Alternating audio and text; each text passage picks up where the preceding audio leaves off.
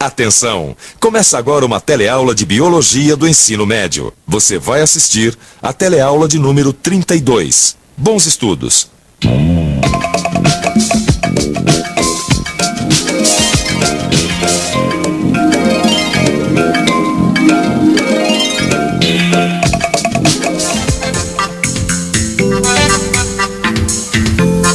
Nossa, tio, que caroção.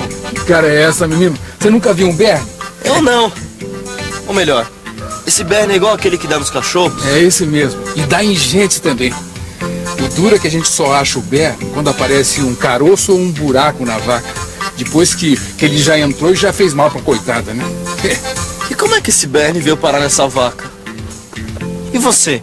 Tem alguma ideia de como é que os bernes, ou melhor, os parasitas, aparecem nos organismos?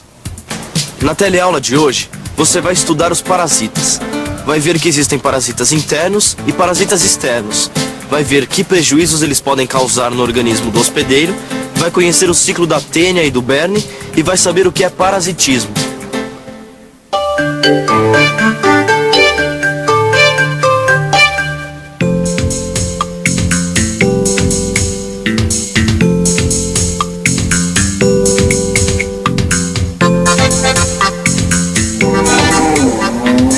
E é muito comum dar parasitas em vacas, tio? Se é.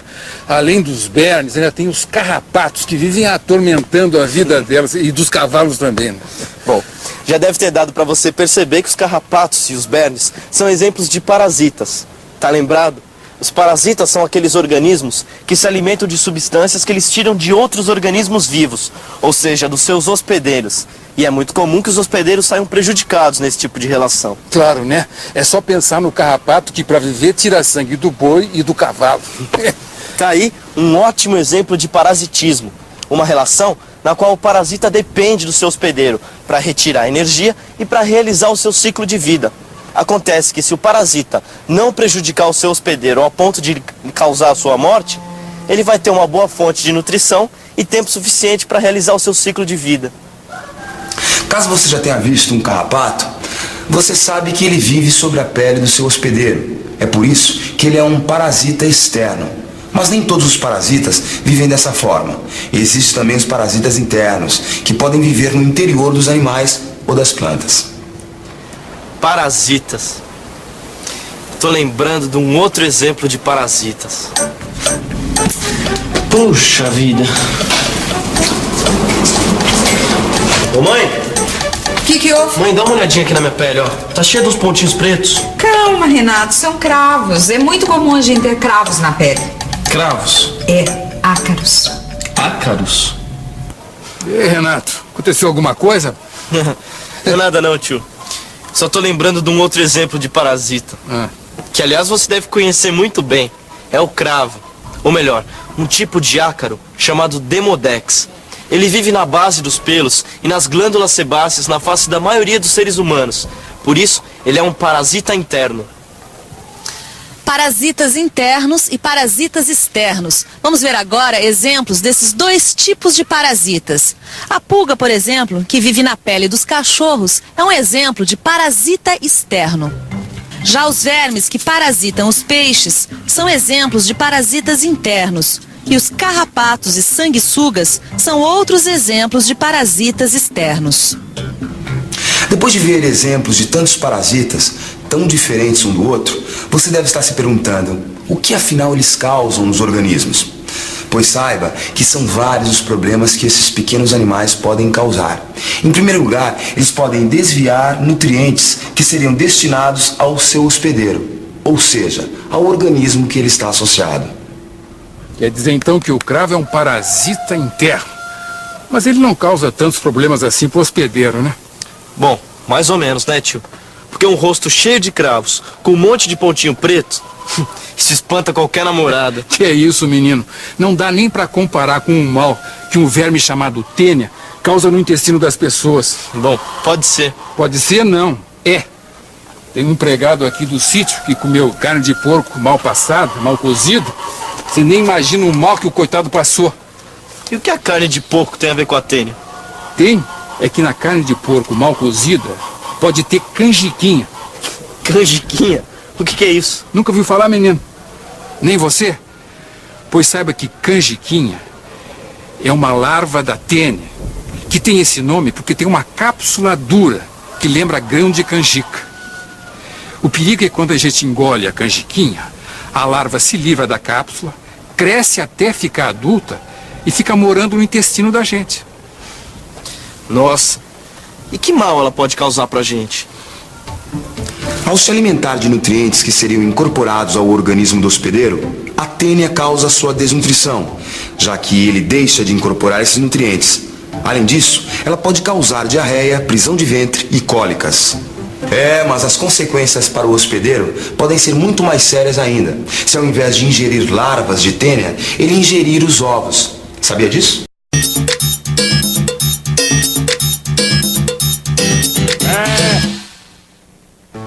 Sabia que se o homem ingere ovos de tênias presentes nas fezes do hospedeiro e que contaminam alimentos, ocorre a formação de larvas em vários órgãos, inclusive no cérebro?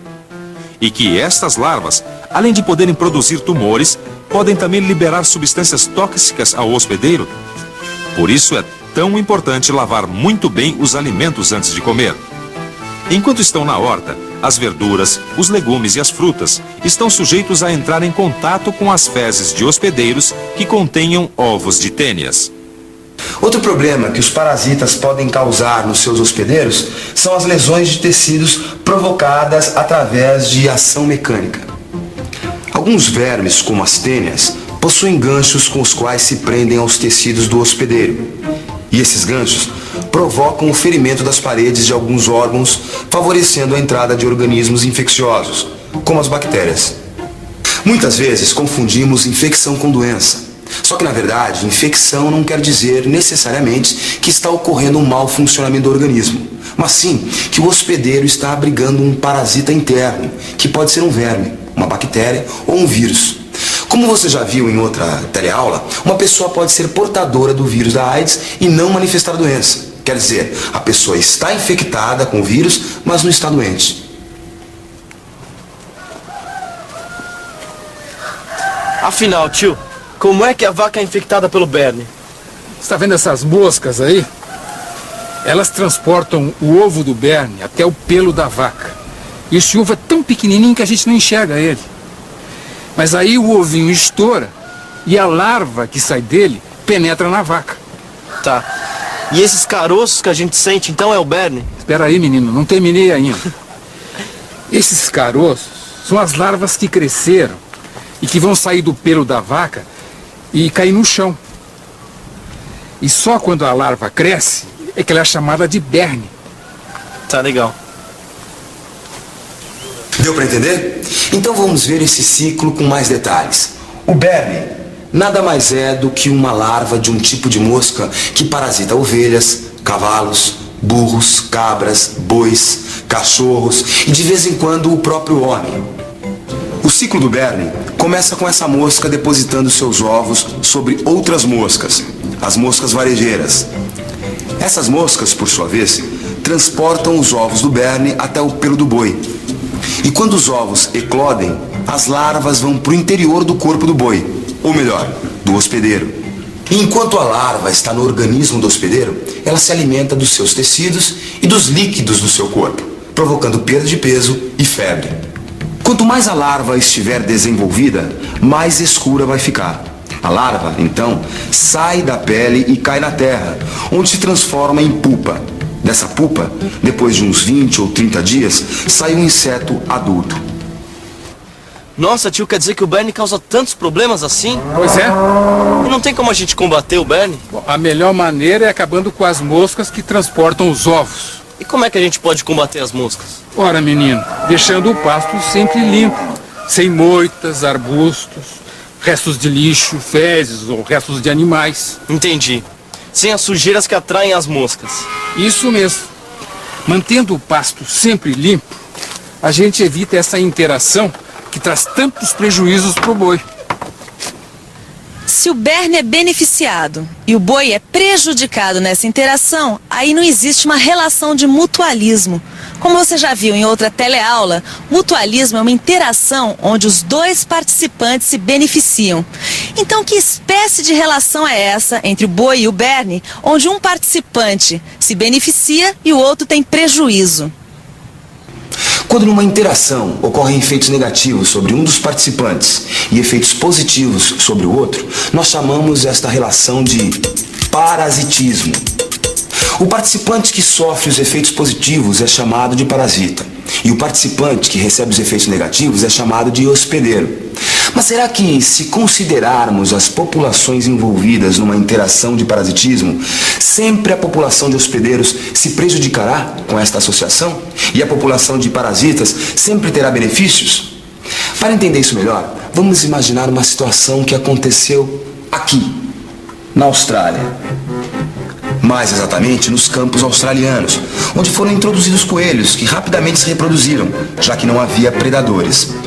Só que, com um aumento tão grande de coelhos, a agricultura local passou a sofrer grandes prejuízos. E para amenizar esses prejuízos, pesquisadores introduziram no ambiente um vírus parasita de coelhos, que causa nesses animais uma doença quase sempre fatal. Resultado, o número de coelhos começou a diminuir. E hoje, a população mantém-se em equilíbrio com o ambiente. Ou seja, a princípio, esse tipo de interação parece desfavorável para os hospedeiros. Só que se não fossem introduzidos esses vírus, os coelhos fatalmente morreriam de fome. Então, nesse caso, a população de hospedeiros foi favorecida pela ação dos parasitas, que regularam o seu crescimento. Como você já deve ter percebido, em uma interação entre dois indivíduos, parasita e hospedeiro, o primeiro se beneficia e o segundo se prejudica com essa interação. Foi o que aconteceu, por exemplo, com a Tênia, que interagiu com o empregado do sítio. Mas a relação entre uma população de parasitas e uma população de hospedeiros pode também trazer benefícios para as duas populações, como é o exemplo dos vírus e dos coelhos. Quer saber de uma coisa? Por hoje chega. Mas, tio, não existe um jeito mais eficaz de evitar todos esses problemas causados pelo berne? Tem sim. A melhor maneira é fazer com que os bois e as vacas sejam acompanhados por um veterinário. Este sim é o melhor método para fazer com que eles cresçam saudáveis, cheios de saúde. Tá legal. Bom, então acho que é melhor a gente ir porque a tia não gosta de atrasos, né? O almoço já tá quase na mesa. Enquanto a gente vai pra lá, você fica com a revisão. E atenção, se liga aí que é hora da revisão. Na teleaula de hoje, você viu que existem parasitas internos e parasitas externos. Viu que os parasitas podem causar diferentes danos ao hospedeiro. Conheceu o ciclo do berne. E viu ainda que na relação de parasitismo entre dois indivíduos ocorrem efeitos negativos para o hospedeiro e efeitos positivos para o parasita. Bom, como a gente viu na teleaula de hoje, o melhor jeito de evitar os parasitas é através de muita limpeza. Por isso, não esqueça nunca de lavar muito bem os alimentos que você for comer. Até a próxima!